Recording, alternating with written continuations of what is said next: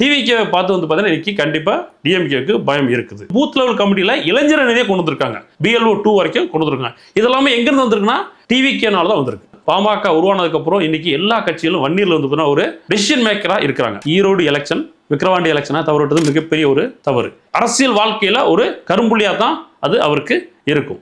திமுகவை தீய சக்தி சொல்றீங்க, ரைட், ஓகே. அப்ப தீய சக்தினா எந்த விதத்துல தீய சக்தி? கவின் கொலை வழக்காகட்டும், ஆணவ படுகொலையானதா? சோ அதை பத்தி நீங்க எந்த ஒரு அறிக்கையும் விடல. உங்க ஸ்டாண்ட் என்ன? எல்லா கட்சிகளும் அதுக்கு எதிர்ப்பு தெரிவிச்சிட்டாங்க. நீங்க என்ன செஞ்சீங்க? அதுக்கு ஒரு போராட்டம் பண்ணீங்களா? அதுக்கு ஒரு மறியல் பண்ணீங்களா? திருப்பரங்குன்றம் என்னாச்சு? இந்த பட்ஜெட் பத்தி உங்களுடைய நிலைப்பாடு என்ன? கிரிட்டிசைஸ் பண்ணீங்களா? வரவேற்கிறீங்களா? UGC என்னாச்சு? உங்க கட்சியில வரக்கூடிய உட்பூசல் இதுவரைக்கும் நீங்களோ உங்க கட்சிக்காரங்களோ எந்த விதமான ஒரு ஸ்டேட்மெண்ட் நீங்க வெளியிடல. உங்களுக்கு என்ன பிரச்சனை அதுல இருக்கு அப்படின்னு நீங்க வெளியில கொண்டு வந்திருக்கும்ல. இளைஞர் ஓட்டு மட்டுமே உங்க வெற்றிக்கு சாத்தியமா? பகுதி பிரபலம் உங்களுக்கு யாருமே கிடையாது. நீங்க எல்லா தொழிலும் நிக்க முடியுமா? இதுவரைக்கும் நீங்க மீடியாவை சந்திக்கல. நாஞ்ச சம்பத்தை உள்ள கொண்டு வந்தீங்க. பரப்புரை செயலாளரா நீங்க கொண்டு வந்தீங்க.